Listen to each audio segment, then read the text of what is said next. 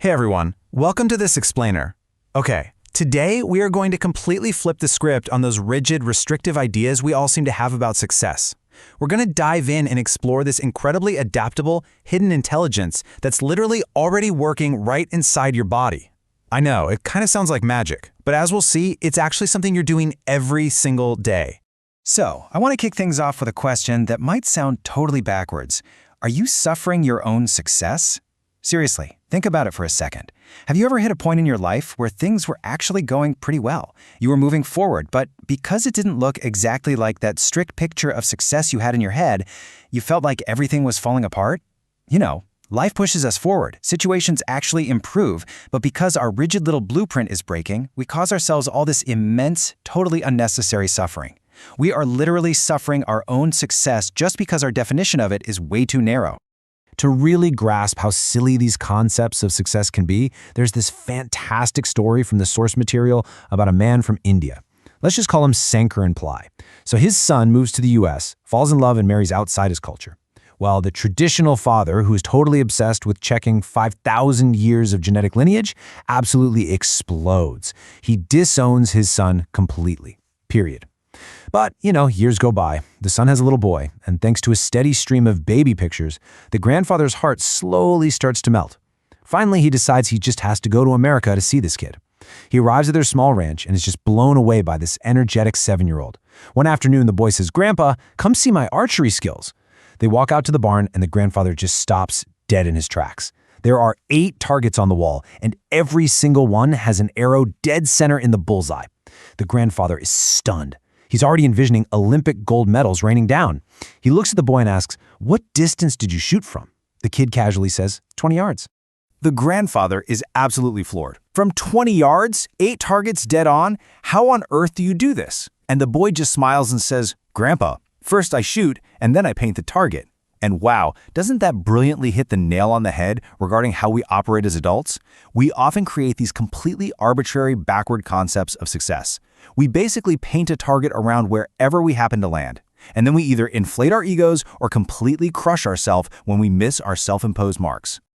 All right, moving on to Section 1, Plans versus Purpose. Let's look at a new blueprint. So society is always telling us to write down our plans, right?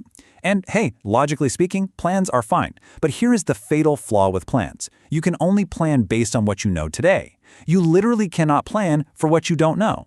Because of that, a plan is really just a 10x or 100x exaggeration of today's knowledge. It's totally restricted. Purpose, on the other hand, is a flexible guiding force. If you hold on to a purpose, you allow your plans to evolve. You allow those rigid plans to fall apart so that entirely new, much better things can organically emerge. When you're fiercely committed to a strict, unyielding plan, you're essentially ruling out all the incredible possibilities that exist just outside of your current experience. To show you just how dangerous rigid planning can be, there's this wild anecdote about severe floods in Pennsylvania. So the water is rising rapidly in this small town, right? Houses are fully submerged. 2 boys are sitting stranded on the roof of their home. Suddenly, they see a hat bobbing up and down, floating right past the house. One boy goes, "What in the world is that?" The other boy sighs and says, "Oh, don't worry, it's just my dad. Last night he got into a massive fight with my mom and took this stubborn vow. Hell or high water, I'm gonna mow that lawn." It's kind of a funny image, but man, it perfectly highlights how strict plans can become these debilitating blueprints. He was literally drowning just to execute his plan. Which brings us to Section 2, the poison of resentment and suffering success. Let's walk right through this pipeline step by step. So, success usually starts out as a totally healthy desire. We put some fire into it and boom, it becomes a passion. That's step 1. But then, in step 2, it morphs. It turns into this desperate need for success. We start telling ourselves we absolutely must have it or we'll suffer. Then, step 3, real life happens. We face non-fulfillment. And because we felt we needed it, step 4 kicks in. We become deeply resentful, angry, and frustrated. And that brings us to step 5, which is where things get genuinely dangerous for us. Because medically and scientifically speaking, this resentment actually turns into verifiable biological poison right in your bloodstream. Seriously, this is a massive wake-up call. You can actually do blood work and see the chemical changes in your body when you're consumed by frustration. Holding on to this kind of anger and resentment, it's literally like drinking poison and hoping the other guy dies. Life just doesn't work that way. If you drink the poison, you're the one who suffers the consequences. Those negative emotions systematically destroy your fundamental abilities and block the exact genius you need to actually succeed. Okay, Section 3, Hidden Intelligence Beyond Logic. Let's shift gears away from the trap of purely logical thought. To really grasp the scale of the intelligence we're talking about, let's look at evolution. If you were to ask Charles Darwin how long it takes nature to perform the evolutionary magic of turning a chicken into a human being, he'd tell you it takes about 1 million years. Just wrap your head around that. That is the mind-bending scale of time required for that level of biological transformation. But here is the brilliant contrast. What takes nature 1 million years to do, your body does in a single afternoon. Think about it. You sit down, you eat a chicken and salad lunch, and over the course of just a few hours, your body's internal intelligence breaks down that food and miraculously transforms it into living human cells.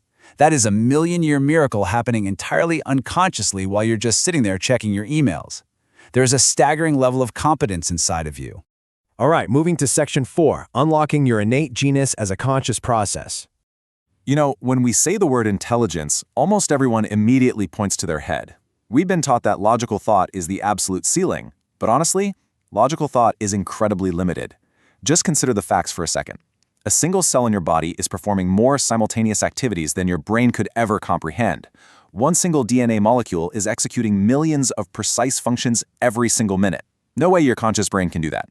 In yogic sciences, they don't even look at the mind as some localized thing trapped inside their skull. They recognize a physical body, sure, but also a mental body that is completely distributed throughout your entire physical form. The ultimate goal here is to learn how to think through your entire physical system, not just your brain. And let me tell you, the results of doing this are just incredible. In the source material, the speaker shares this fascinating personal anecdote. He frequently manages 12 to 14 active channels of thought all at the same time. He can be actively designing complex building plans in his head, while simultaneously walking into a room and teaching a highly engaged session to a live audience. And the craziest part? It doesn't cause him any stress and he doesn't get a headache. Why? Because when you engage this deeper, full-body dimension of intelligence, you aren't bottlenecking all that immense pressure into your limited logical brain. Now, please, don't sit there thinking this is some exclusive superpower reserved for a select few. As the source beautifully points out, if you eat a carrot, you can digest it. That means you have another dimension of intelligence. Your pure intellect might be a bit different from the person sitting next to you, sure, but the simple act of digesting your food is absolute, undeniable proof that you already possess this profound, life-making inner competence. The whole system is already built and running inside you. Which leaves us with this final, truly amazing thought. If just one tiny cell in your body is effortlessly performing more actions right this second than your conscious brain can even compute, what could you achieve if you dropped those rigid, restrictive plans we talked about earlier and actually learned to think through your entire body? Stop trying to paint the target after the fact. Stop drinking the poison of resentment when your narrow little plans fail. Instead, try tapping into that million-year miracle happening inside you right now. If you set up the necessary situation internally, success isn't just a random possibility. It becomes an assured, totally natural process. Thank you so much for exploring this fascinating topic with me, and I will catch you on the next explainer.